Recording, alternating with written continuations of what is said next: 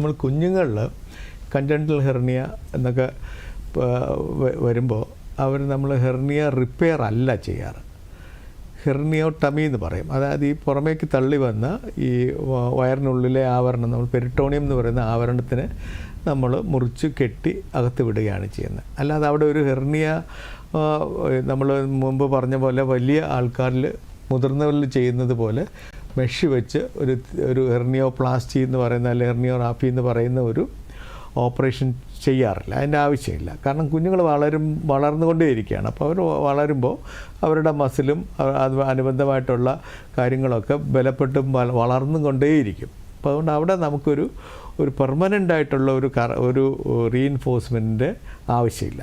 മുതിർന്നവരിലാണ് നമ്മൾ മെഷ് വയ്ക്കുന്നത്. മെഷ് എപ്പോൾ വയ്ക്കുന്നു എന്നുള്ള ചോദ്യം വരികയാണെങ്കിൽ ഒരു 14 വയസ്സിന് മുകളിലുള്ള കുട്ടികളെ നമ്മൾ അഡൽട്ടായിട്ട് കാണാം. 14 വയസ്സിന് മുകളിലുള്ള കുട്ടികളെ അഡൽട്ടായിട്ട് കണ്ടിട്ട് മെഷ് വയ്ക്കുന്നതിൽ തെറ്റില്ല. അല്ലാത്ത അതിന് മുമ്പുള്ള കുട്ടികളിൽ നമ്മൾ മെഷ് വയ്ക്കാറുമില്ല. അതിനെ യഥാർത്ഥത്തിൽ നമ്മൾ മുതിർന്നവർ കാണുന്ന ഹെർണിയ റിപ്പയർ എന്ന് പറയുന്ന ഓപ്പറേഷൻ അല്ല ചെയ്യുന്നത്.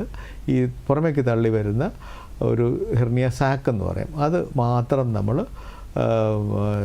സ്യൂച്ചർ ചെയ്യുന്ന ഹെർണിയോട്ടമി എന്ന് പറയുന്നത് വളരെ സിമ്പിളായിട്ടുള്ളൊരു ഓപ്പറേഷനാണ് കുഞ്ഞുങ്ങളിൽ ചെയ്യുന്നത്.